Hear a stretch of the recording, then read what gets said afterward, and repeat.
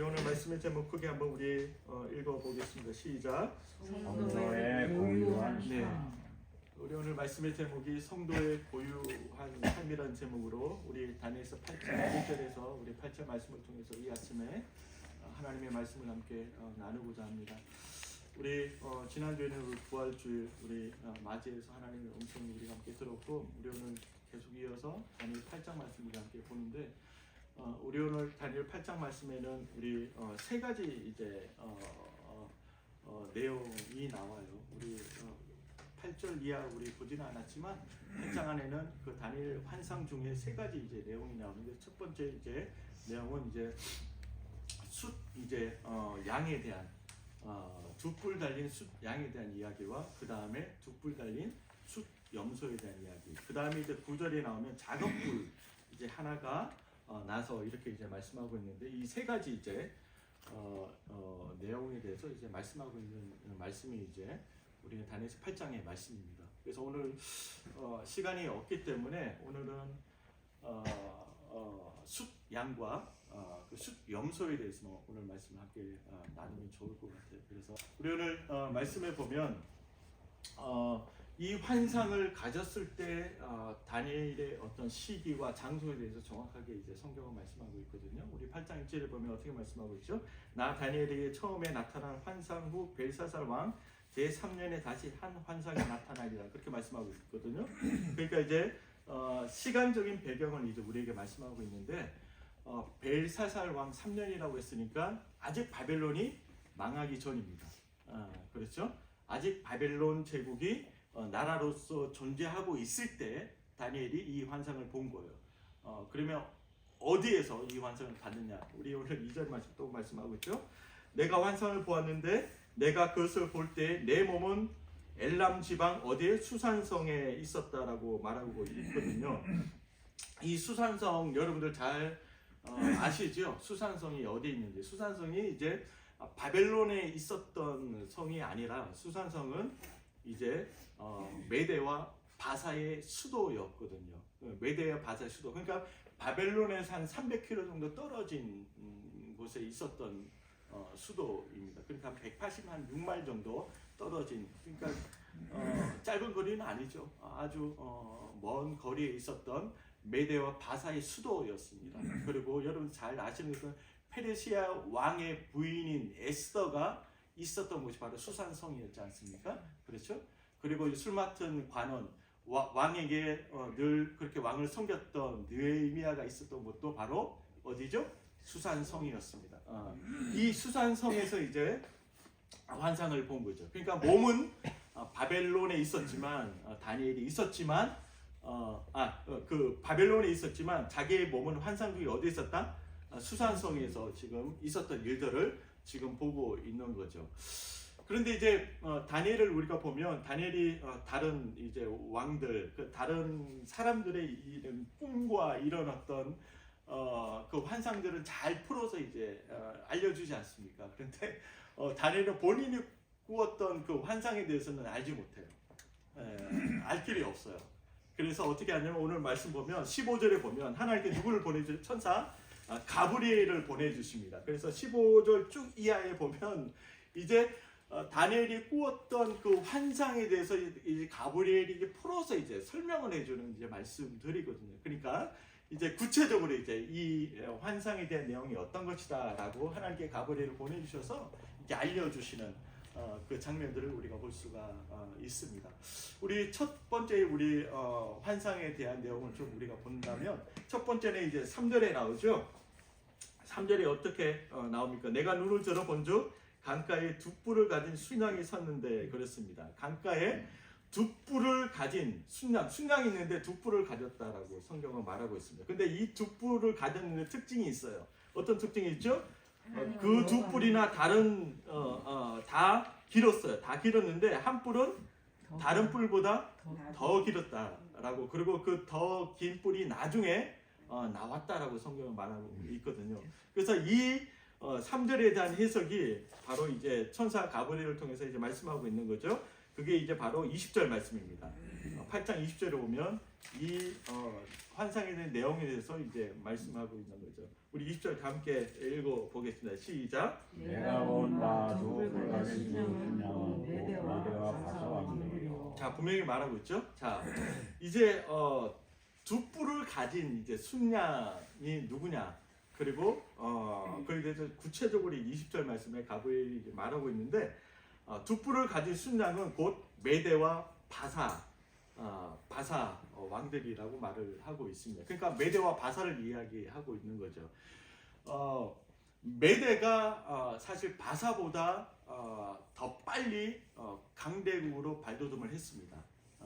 그러니까 이제 먼저 난 뿔이 이제 메대를 이야기하고 있고, 그 다음에 바사가 그 뒤에 난 뿔인데 그 뿔이 특징이 뭐냐면 더 길었다라고 얘기를 하고, 왜 그러냐면 처음에 메대와 바사는 연합국이라는 거 여러분들 뭐 제가 앞전에도 말씀드렸지만 잘 알고 계실 겁니다. 메대와 바사가 두 이제 국가가 연합한 이제 국가였어요. 그렇게 출발은 했지만 나중에 그 바사에 출중한 왕이 이제 세워집니다. 그 왕이 누구죠? 바로 고레스입니다. 고레스 왕이 바로 메대를 바로 점령을 하게 되죠. 그래서 그 뒤에 생겨난 바로 제국이 예전에 말씀드린 페르시아 제국입니다. 예. 그러니까 메대와 바사로 출발했지만 연합군으로 출발했지만 결국은 바로 페르시아 제국이 존재하게 되는 거죠. 예. 그래서 그 긴 뿔은 뭐냐면 페르시아 제국을 이야기합니다. 예. 그 환상에 대해서 이제 가브리엘 천사가 이제 풀어서 말씀을 하고 있는 거죠. 그리고 또 두 번째 이제 환상을 보면 우리 4절 말씀이죠.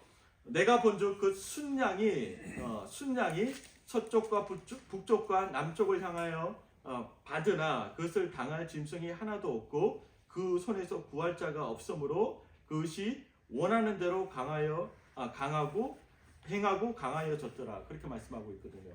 그러니까 이제 결국 이제 메대와 바사 이제 그 페르시아 제국이 했던 그 이제 모습을 이제 말하고 있네요. 첫 번째 환상에서 제일 마지막 절 4절 마지막 절에 어떻게 말씀하고 있죠? 제일 마지막 절에 네, 자 순양 첫 번째 이제 환상에서 순양이 했던 그 형태 그 모습을 이제 성경은 우리에게 말씀하고 있는데, 자 그것이 원하는 대로 행하고 강하여졌더라 그렇게 말씀하고 있거든요. 원하는 대로 행하고 강하여졌더라. 어떤 느낌이 드십니까, 우리 성도님들? 원하는 대로 행하고 강하여졌더라. 좋은 느낌이 드십니까? 아니면 그건 좀 아닌 네, 아닌 것 같은 좀 부정적인 어떤 긍정적인 어떤 생각과 이미지보다 부정적인 어떤 생각들이 많이 들게 됩니다. 이 말씀 안에는. 자, 이 말씀을 여러분들 잘 기억해 두십시오. 나중에 가서 제가 이제 또 말씀을 드리겠습니다. 자, 그럼 이제 두 번째 이제 환상에 대해서 5절 말씀하고 있거든요. 자, 함께 5절 읽겠습니다. 시작. 내가 생각할 때 한 신령시와 서쪽으로부터 돌아와서 온 정면에 두루다니되 땅에 닿지 아니하며 그 영수의 두 눈 사이에 연장 뿔이 있더라. 자, 오늘 말씀해 보면 또 5절 말씀에 대한 이제 가브리엘 천사의 해석이 바로 21절 말씀에 있거든요. 8장 21절 말씀. 자, 21절도 함께 읽습니다. 시작. 털이 많은 신령처럼 살라가며 그 사이에 큰 뿔은 곧 첫째 왕이요. 네, 자 그렇게 이제 또 이제 풀어서 이제 말씀해주고 있습니다. 자, 두 번째 환상에서 숫 염소가 나왔어요. 숫 염소가 나왔는데 이때 이제 뿔은 뭐죠? 바로 뿔은 무엇을 의미하죠? 자, 첫 번째 왕이다라고 말을 하고 있습니다. 그러니까 이 숫 염소는 이제 헬라 제국을 이야기하고 있는 거고, 그 다음에 그 뿔은 바로 첫 번째 왕을 이야기하고 있는데, 이 첫 번째 왕이 누구냐면 바로 알렉산더입니다. 알렉산더 왕을 이야기하고 있는 거예요. 자, 우리 첫 번째 환상에서 숫 이제 양에 대해서 이제 성경이 이제 말씀하고 있는데, 그 숫 양이 4절 말씀에 우리가 좀 이렇게 지나왔는데 보면 숫 양이 서쪽과 북쪽과 남쪽을 향하여 받으나 그렇게 말씀하고 있거든요. 그러니까 서쪽에 있는 바벨론, 그 다음에 소아시아, 그리스. 그러니까 바벨론뿐만 아니라 소아시아 모든 그 제국들을 다 잡아먹은 거죠. 예. 그리고 마지막에는 그리스를 침공했다라고 이제 말씀하고 있는 말씀이거든요. 그러니까 메대와 바사의 그 제국의 영토가 얼마나 광활했겠습니까? 얼마나 그 바운더리가 컸겠습니까? 엄청난 거죠.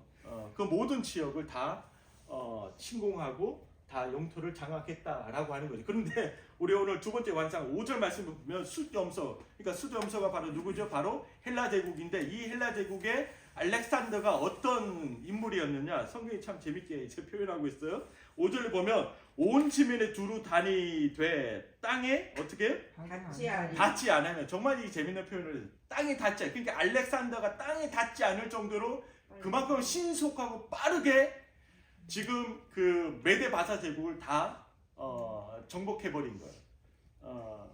그러니까 얼마나 이 뛰어난 왕이었겠습니까? 그런데 안타깝게도 알렉산더는 바로 30세에 죽게 됩니다. 예, 30세에 죽는데 그 밑에 이제 두 자녀가 있었죠, 권사님, 그렇죠? 두 자녀가 있었는데 그 두 자녀는 결국 그 장군들에 의해서 이제 결국 이제 제거가 되죠. 제거가 되고 그 네 장군들이 이제 헬라 제국을 내토막내기 시작합니다. 그래서 결국은 헬라 제국은 네 제국으로 이제 나누어지게 되는 거죠. 그 이제 말씀을 이제 22절 말씀에 보면 이제 하고 있죠. 다 함께 한번 읽어보겠습니다. 시작. 이 뿌리 꺾이고 그 대신에 우리 나라에서 나라가 내 나라가 있는데 우리 권세만 못하리라. 자, 그렇게 말씀하고 있죠. 자, 이 뿌리 꺾이고라고 한 의미는 뭐냐면 알렉산더가 결국 죽었다는 이야기입니다. 그리고 죽었고 그 대신에 보면 네 나라가 일어나되 그랬지 않습니까? 그러니까 네 장군들이 그 헬라 제국을 네 토막 내서 각각 그 땅들을 이제 점령하고 이제 다스렸던 것이죠. 그 얘기를 지금 하고 있는 겁니다. 그러니까 결국 뭐겠습니까? 네 제국, 그리스, 소아시아, 그다음에 시리아, 애굽을 네 장군들이 헬라 제국을 나누어서 그렇게 통치했다라고 지금 말을 하고 있거든요. 그러니까 결국 이 첫 번째 환상과 두 번째 환상을 통해서 우리에게 주시는 메시지가 무엇인가라고 하는 게 참 중요하잖아요. 그러니까 하나님께 다니엘을 통해서 이 환상을 주셨어요. 숫 양과 숫 염소에 대한 이제 환상을 주셨는데, 그렇다면 이 환상이 결국 우리가 무슨 연관이 있는가? 그렇다면 이 아침에 이 환상을 통해서 우리가 받아야 될 그 메시지는 무엇인가? 라고 하는 거죠. 이게 너무 중요한 거겠죠. 자, 우리가 가만히 우리가 생각해 봐야 될 것이 뭐냐면, 우리 오늘 이 환상에 대해서 이야기하고 있지만 이 환상의 내용은 뭐죠? 바로 역사잖아요. 역사라고요. 한 나라의 한 제국의 역사라고요. 근데 이 역사가 우리와 동떨어진 이야기가 아니다라고 하는 걸 우리가 잘 알고 있어야 돼요. 전혀 우리가 알아듣지 못하는, 전혀 이해할 수 없는 이런 이야기가 아니고, 정말 우리가 좀 더 들어가 본다라면 우리가 몸담고 있는 지금 세상에 대한 이야기를 역사를 통해서 말씀하고 있다라고 하는 이 키포인트를 우리가 잡아야 돼요. 네, 이게 너무 중요한 거죠. 그러니까 성경은 늘 우리한테 메시지를 던져주지만 우리와 동떨어진 이야기를 하는 게 아니에요. 너무 현실적이고 너무 현장적인 그 상황들을 우리에게 늘 말씀하고 있는 거죠. 그렇기 때문에 우리 기독교는요, 그렇잖아요? 우리 기독교는 현장성, 일상성을 떠나서는 절대 우리 기독교를 이야기할 수 없는 거예요. 네. 우리 기독교의 신앙과 믿음의 그 생명력이 어디 있느냐? 그건 다름 아닌 바로 현장성이 있어요. 일상성이 있어요. 일상을 떠나서, 우리 현장을 떠나서 우리의 믿음을 절대로 이야기할 수 없는 거예요. 우리의 신앙을 절대로 이야기할 수 없는 거예요. 네.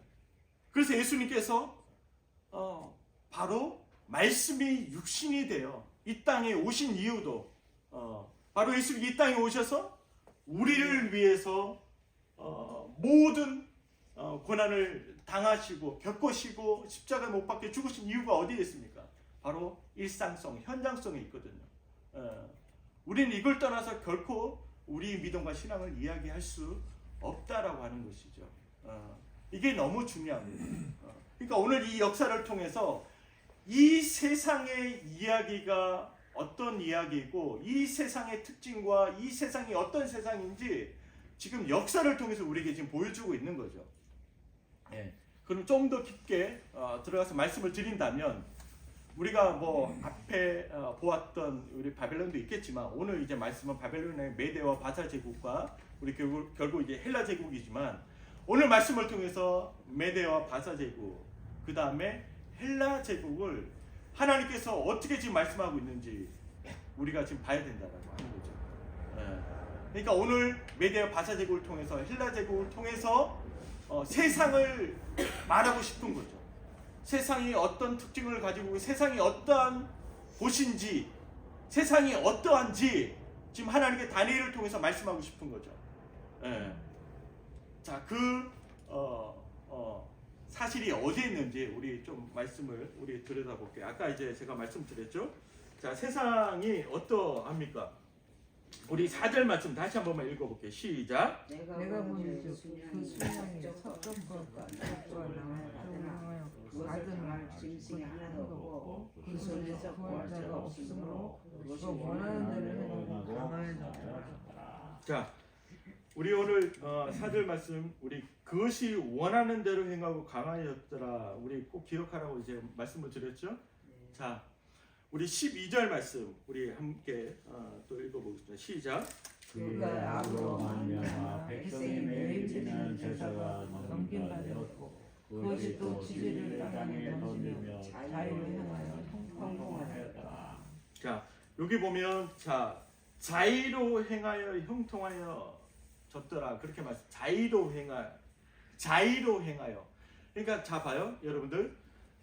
메데 바사 제국이나 헬라 제국이나 그리고 마지막에 이제 우리가 살펴보진 않았지만 작은 뿔에 대한 이제 환상이 나오거든요. 이 작은 뿔은 안티오쿠스 4세 누구죠? 에피파네스죠. 에피파네스를 지금 이야기하고 있는 거거든요. 지금 보면 그의 악으로 말미암아 그랬어요. 바로 에피파네스를 얘기하고 있는데, 자 그가 어떻게 했다고요? 매일 드리는 제사가 넘김바 되었고 그것이 또 진리를 땅에 던지며 자의로 행하여 형통하였더라 그렇게 말하고 있거든요. 그러니까 얼마나 하나님을 모독하고 얼마나 악랄해요. 그렇죠? 근데 악랄한 그의 특징이 뭐죠? 12절에 마지막에 자기 마음 그렇죠. 자의로 행하여, 이게 중요한 거예요. 자의로 행했다라고 하는 거죠. 그리고 우리 4절 말씀에 돌아가서 원하는 대로 행했다. 그러니까 원하는 대로 행하고 자의로 행했다라고 하는 게 바로 이 세상의 특징이다라고 하는 거죠. 좀 더 깊게 들어가 볼까요? 우리를 보면 알 수 있잖아요. 우리가 예전에 가졌던 그 생각이 어떤 생각이었고 어떤 또한 마음으로 살아왔는지 우리를 보면 알잖아요. 지금 세상에 지금 젖어 있는 그 정서가 있다고 한다면 바로 무엇이겠습니까? 다름 아닌 내가 원하는 대로 살고 싶다라고 하는, 내 뜻대로 하고 싶다라고 하는 게 이 세상의 정서입니다. 모든 사람들이 가지고 있는 마음이에요. 다른 누군가에게 간섭받지 않고 통제받지 않고 내가 원하는 대로 내 뜻대로 행하며 살고 싶다라고 하는 게 바로 세상의 정서라고 하는 겁니다. 세상 사람들이 가지고 있는 바로 정신이죠. 이거 부인할 수 없는 거지 않습니까? 그렇죠? 우리도 어때요? 우리도 예수 믿기 이전에, 저도 마찬가지, 예수님을 만나기 이전에, 경험하기 이전에 저도 그렇게 살았습니다. 내가 원하는 대로 내 뜻대로 살고 싶다. 부모님 간섭 안 받고 내가 계획한 대로 이루며 살고 싶다라고 하는 게 이 세상에 깔려있는 정서라고 하는 거죠. 그렇기 때문에 세상은 어때요? 권위나 질서에 대해서 굉장히 부정적입니다. 그렇지 않을까요? 누군가가 나를 통제하려고 하는 느낌을 받을 때, 어떤 권위를 느낄 때 사람들은 너무나 그걸 좋아해, 싫어요? 싫어합니다. 싫어합니다. 이게 세상의 정신이고 세상의 정서라고 하는 거죠. 오늘 이 사실을 보여주고 있는 거예요. 그러면 내가 원하는 대로 내 뜻대로 그것을 이루면 정말 만족이 있을까요? 근데 정말 만족이. 자, 오늘 메대와 바사 제국. 그러니까 그 세상을 말하고 있는 거예요. 그 세상은 뭐예요? 곧 사람이잖아요. 사람을 말하고 있는 거예요. 그리고 헬라 제국. 그 백성들을 말하고 있는 거예요. 그러니까 내가 원하고 내가 뜻하는 대로 정말 하면 만족이 있을까요? 만족이 없죠. 이거는 결론입니다. 이거는 정말 세상을 정말 살아본 사람의 결론이거든요. 만족은 없지만 편안함은 있을 수 있을 것 같아요. 그냥 좀 편하다, 좀 단편하다 이런 건 있을 수 있지만 정말 그 안에 만족과 기쁨, 행복이 주어지지는 않죠. 행복 같은 가짜로 포장되어진 일들은 주어질지는 몰라도 진정한 행복은 아니죠. 그 포장을 열었을 때는 텅 비어 있는 포장일 뿐이죠. 바로 이게 세상이라고 하는 것입니다. 이 땅을 살아가는 모든 사람들의 그 정서에 깔려 있는 지배하고 있는 바로 정신이라고 하는 거예요. 그렇기 때문에 사람들은 내가 원하는 대로 살아가기 위해서, 내가 뜻하는 것을 이루기 위해서 사람들은 끊임없이 뭘 간절히 바라고 무엇을 움켜쥐려고 하죠? 바로 두 가지 축이 있어요. 제가 가만히 생각해 볼게요. 이 세상의 정서와 정신이 내가 원하는, 내가 뜻하는 대로 살아가는 게 이 세상의 정신인데, 그 정신을 가지고 그렇게 살아가기 위해서 두 가지 축이 있어요. 그렇게 살기 위해서는 이 세상 사람들이 생각하고 있는 그 바램, 추구하는 게 있다라고 하는, 그게 뭐냐면 하나는 돈이에요. 그리고 하나는 권력입니다. 이 두 가지 범주 안에, 영역 안에 벗어나는 건 없어요. 다 들어옵니다. 그래서 정말 예수를 알지 못하는 사람들은 돈과 권력에 목숨을 걸죠. 아닌 것 같죠? 목사님 저는 이 정도 하면 돼요. 이제 만족해요. 천만에 만만의 말씀. 좀 더 돈이 생기면 어때요? 더 갖고 싶어요. 이게 사람의 마음이에요. 그게 바로 내가 원하는 대로 하는 거거든요. 돈이 좀 더 모이면 그걸로 만족하는 게 아니라 더 갖고 싶은 게 인간의 마음이에요. 본성인가, 본성.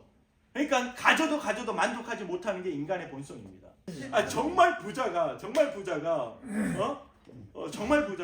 우리 보면 롤콜에 정말 소신껏 열심히 목회하시는 분들 많잖아요. 목사님들, 존경스러운 목사님 정말 많아요. 우리 주변에 보면. 근데 그런 목사님들에게 목사님, 내가 너무 넉넉한데 너무 풍요로운데 좀 가져다 쓰세요. 목사님, 난 이만하면 됐어요. 라고 하는 사람이 있기는 있겠지만 저는 아직 못 봤어요. 못 봤는데 그런 분들이 있을까? 저는 글쎄. 왜 인간의 본성이 그래요. 내가 가진 것으로 인해서 그것을 나눠주고 베푸는 인생이 얼마나 될까라고 하는 거예요. 그렇지 않거든요. 솔직해져요. 인생은 그렇지 않아요. 그게 우리의 본성이에요. 본성.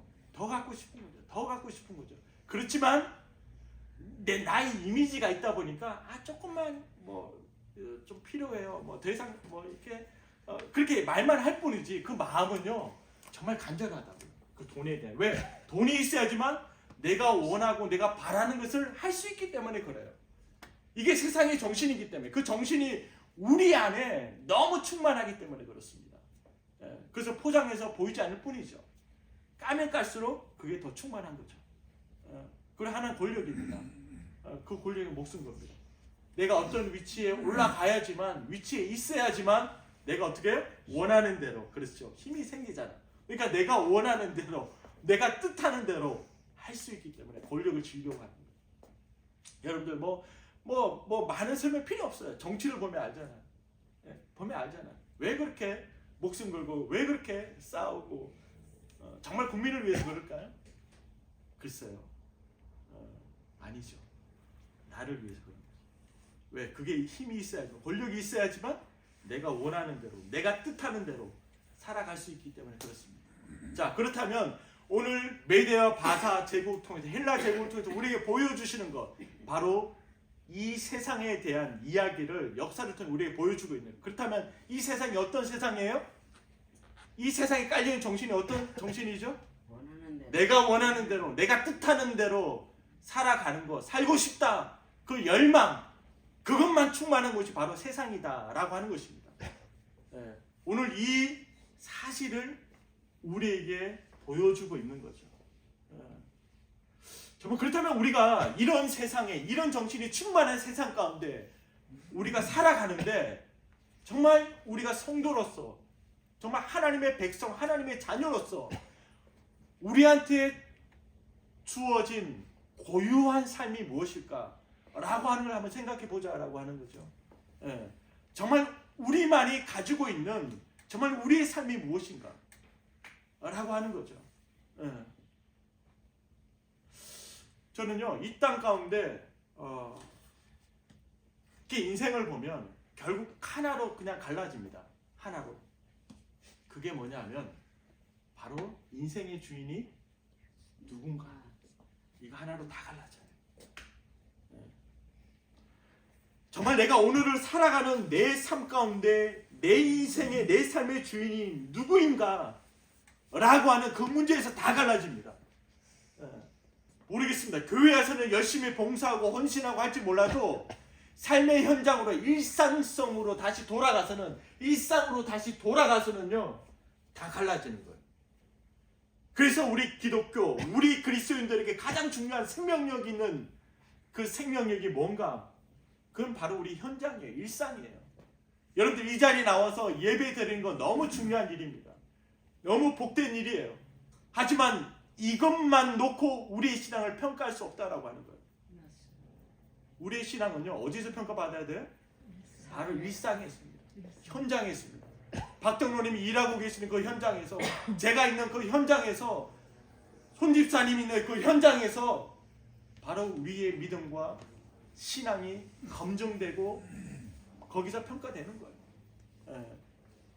그 세상이 어떤 세상인지 우리가 바로 알 때 정말 우리가 그 환경 가운데 휘둘리지 아니하고 정말 우리의 그 삶의 고유한 그 삶의 특징을 가지고 우리가 삶을 살아낼 수 있다라고 하는 것입니다. 자, 힘이 생겼습니다. 돈이 생겼습니다. 돈이 생기고 힘이 생기면 오늘 말씀처럼 4절의 말씀처럼 어떻게 말하고 있죠? 그 원하는 대로 행하고 강하여졌더라. 자, 이 느낌이 좋아요? 안 좋다고 하셨잖아요. 원하는 대로 행하고 강하여졌더라. 봐요. 돈이 생기잖아요. 권력이 생기잖아요. 권세가 주어지잖아요. 그러면 원하는 대로 행하고 강하여집니다. 이게 뭐예요? 사람도 마찬가지입니다. 내가 돈이 생기고 권력이 생기면 내가 원하는 대로 강해지는 거예요. 그러면 그 주변에 있는 사람들이 고통하는 거예요. 왜? 사람들은요, 가지면 가질수록 누군가를 짓밟으려고 합니다. 물론 그렇게 대놓고 하지는 않죠. 억누르려고 합니다. 통제하려고 합니다. 억압하려고 한다는 거죠. 이게 바로 세상이고 바로 우리 인간의 본성이다라고 하는 것입니다. 너무 중요한 사실을 우리가 보여주고 있는 거예요, 지금. 많이 가지면 가질수록 말입니다. 돈이 많이 있으면 있을수록 그것을 베풀고 나눠주고 섬기는 모습이 아니라 있으면 있을수록 끊임없이 누군가를 통제하고 다스리고 나르트를 내려고 하는 삶의 형태로 나올 수밖에 없다라고 하는 거죠. 왜? 그 인생의 주인이 바로 나이기 때문에 그렇습니다. 나이기 때문에. 주님 말씀하고 있는 거예요. 정말 우리 인생의 주인이 매일매일 삶 가운데 누구인지를 우리가 중심으로 고백하는 삶을 살아내지 않으면 우리도 얼마든지 세상의 정신을 따라서 살아갈 수밖에 없는 존재라고 하는 것입니다. 그 정서에 젖어서 살아갈 수밖에 없는 존재가 우리라는 거죠. 정말 우리의 신앙을 지키고 정말 믿음을 우리가 지키기 위해서는 날마다 우리의 삶, 일상에서 우리의 삶의 현장에서 주님이 나의 주인 되십니다. 내 모든 삶의 영역의 주인이 되십니다. 그렇기 때문에 나는 이 세상의 정신과 정서를 따라 살아가지 않겠습니다 라고 선포하며 주님의 그 길을 따라갈 수 있는 거죠. 우리의 삶의 주인 되시는 그 주님께서 우리에게 어떻게 하셨습니까? 그 주님께서 우리에게 행하신 그 일들이 어떤 일입니까? 정말 우리 가슴 속에서 눈물을 쏟지 않을 수 없고요. 그 일들을 기억할 때마다, 생각할 때마다, 우리가 바라볼 때마다 감사하지 아니할 수 없다라고 하는 거죠. 왜? 주님께서 우리를 살리시기 위해서, 우리를 구원하시기 위해서 우리에게 모든 것을 다 쏟아주신, 내어주신 분이 바로 내 주님이십니다. 나와 함께 하시는 그 주님이십니다. 그렇다면 우리가 가지고 있는 것들, 그게 돈이 됐든 힘이 됐든 무엇가 됐든 간에 그것을 가졌느냐 못 가졌느냐의 문제가 아니라, 제가 말씀드렸잖아요, 주인이 누구이냐의 문제입니다. 우리의 인생은 많이 가지면 가질수록 그 인생의 주인이 주님이시라면 그 가진 것으로 인해서 더 주님께서 기뻐하시는 일을 행할 것이고, 그렇지 않다라면 끊임없이 세상의 정신과 세상의 그 정서에 젖어서 살아가는, 주님 보실 때 짐승과 같은 인생이 될 수밖에 없다라고 하는 겁니다. 주님 오늘 말씀하십니다. 메데와 바사 제국을 향해서, 헬라 제국을 향해서 짐승과 같다라고 주님 말씀하시는 거예요. 이 사실을 우리가 알아야 돼요. 세상 사람들은 외칩니다. 세상 사람들은 환호합니다. 아, 성공한 사람이야, 성공한 국가야, 성공한 나라야, 성공한 왕이야, 환호하고 부러워하고 존경할지는 모르겠습니다. 하지만 주님 보실 때는 짐승밖에 되지 않는 거예요. 여러분들, 그 인생이 말이에요, 그 나라가 말이에요, 그 왕이 말이에요, 주님 앞에 어떤 평가를 받느냐, 그게 우리의 인생입니다. 예. 주님 보실 때, 그래, 정말 내가 기뻐하는 아무개 누구누구야, 내가 널 사랑한다, 그렇게 인정받고 그런 음성을 우리가 늘 들으며 살아가고 있다라고 한다면, 이 사람보다 행복한 사람은 이 세상 가운데 없는 줄 믿습니다. 예, 내가 너를 안다, 아무개 권사야, 장로야, 집사야, 내가 내 형편과 처지를 안다, 너의 그 믿음을 내가 기쁨으로 받노라, 그 신앙을, 그 고백을 내가 날마다 기뻐하노라 라는 그 마음을 우리가 받았을 때, 이것보다 행복하고 안정감 있는 삶은 없다라고 하는 것입니다. 살아가는 우리 성도님 여러분, 우리 오늘 고린도전서 10장 우리 23절 이하에 보면 어떻게 말씀하고 있습니다. 23절, 24절 우리 다 함께 좀 읽어봤으면 좋겠습니다. 우리 다 함께 읽습니다. 시작. 모든 것이 가나 모든 것이 유익한 것은 아니요, 모든 것이 가나 모든 것이 덕을 세우는 것은 아니니, 누구든지 자기의 유익을 구하지 말고 남의 유익을 구하라. 아멘. 그렇게 말씀하고 있습니다. 자, 우리 성도의 고유한 삶, 정말 우리가 살아내야 될 그 삶이 무엇인가, 바로 오늘 여기 있다라고 봅니다. 정말 주님 보실 때 짐승밖에 되지 않는 이 세상 가운데서 우리의 삶이 어떤 삶이 되는가, 모든 것이 가나 모든 것이 유익한 것이 아니다, 모든 것이 가나 모든 것이 덕을 세우는 것이 아니다, 누구든지 자기의 유익을 구하지 말고 어떻게 하라고요? 남의 유익을 구하라, 그렇게 말씀하고 있습니다. 바로 이것이 바로 하나님께서 우리에게 주신 바로 사명이라고 하는 것입니다. 예. 주님께서 우리의 삶의 주인이 되어 주실 때, 그리고 주님께서 우리의 삶 가운데 행하신 놀라운 일들이 있습니다. 말할 수 없는 그 은혜들이 있습니다. 그 은혜를 우리가 기억할 때 늘 우리는 기억하고 생각하는 거죠. 나의 이 삶이, 나의 이 행동이, 나의 이 말이 다른 누군가에게 덕이 되고 남의 유익을 구하는 삶인지, 그렇게 고민하고 생각할 수 있는 사람은 이 땅에 바로 유일한 사람, 바로 주님을 주인으로 모시고 살아가는 성도인 줄 믿습니다. 절대 세상 사람들이요 이런 생각하지 못합니다. 남을 위하는 척하죠. 한계가 있습니다. 조금 하다가 포기할 수밖에 없죠. 왜? 힘이 없거든요. 본성이 그렇기 때문에 그래요. 하지만 바로 주님께서 주인 되시는 인생을 살아가는 자는 끊임없이 남의 유익을 구하며 살아갑니다. 이게 바로 하나님께서 우리를 부르신 바로 부르심의 자리다라고 하는 것입니다. 하나님 기뻐하시는 자의 삶이라고 하는 것입니다. 예. 나를 통해서 다른 누군가가 정말 행복한 인생을 살아낼 수 있다라고 한다면, 나를 통해서 감사를 깨닫게 되고 기쁨을 알게 되고, 나를 통해서 정말 이 세상에 참된 가치가 무엇인지, 인생의 의미가 무엇인지 발견하고 알 수 있다고 한다면, 그 사람은 정말 하나님 앞에 영광이 되어지고 기쁨이 되어지는 삶인 줄 믿습니다. 사랑하는 우리 성도님 여러분, 우리의 삶을 통해서 다른 누군가를 영원롭게 하는 삶이 될 수 있기를 간절히 축복합니다. 그리고 끊임없이 다른 누군가를 축복하는 인생이 될 수 있기를 간절히 축복해요. 우리가 가지고 있는 무엇이 됐던 간에 말이에요, 그것을 통해서 다른 사람을 영원롭게 하고 축복하고 세우는 그 인생을 우리가 살아갈 때 바로 이 삶이 성도의 고유한 삶이라고 하는 것입니다. 결국 사랑입니다. 남는 것은 사랑이에요. 우리가 많은 이야기 하지만 주님, 그 사랑의 주님이 내 인생의 주인 되시기 때문에 우리 삶 가운데 나타날 수 있는 것은 바로 사랑밖에 없어요. 그 주님으로 충만하면 충만할수록 내 인생 가운데, 내 현장 가운데, 나의 일상 가운데 나타나는 것은 사랑입니다.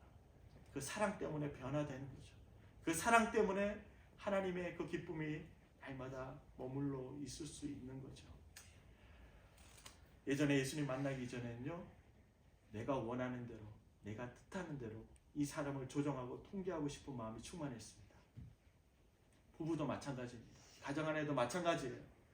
내가 원하는 대로 이 사람을 통제하려고 했습니다. 내가 원하는, 내 뜻하는 대로 가정을 디자인하려고 했습니다. 이제는 아니죠. 이제는 세상의 정서와 정신을 따라 살아가지 아니하고 하나님께서 나에게 말씀하신 그 성도의 고유한 삶을 내가 살아내겠습니다. 내가 이것을 거부하고 기꺼이 주님께서 걸어가신 그 길, 나를 위해서 섬기시고 종이 되어주시고 죽으시고 모든 것을 내어주신 그 주님의 그 길을 나도 누군가를 위해서 희생하고 사랑하고 섬기며 나를 깨트리는 삶을 내가 기꺼이 살아내겠습니다 라고 고백하며 그 발걸음을 내디딜 때 바로 하나님께서는 바로 그 인생을 통해서 그 현장이 복되게 하실 것이고 그 가정이 복되게 하실 줄 믿습니다. 끊임없이 이번 한 주도 우리 자신을 깨트리는 삶을 살아가십시다. 그래서 주님께서 말씀하신 이 말씀을 구현하고 이루어가는 이번 한 주의 삶이 될 수 있기를, 정말 성도의 복된 삶이 될 수 있기를 간절히 축복합니다. 아멘.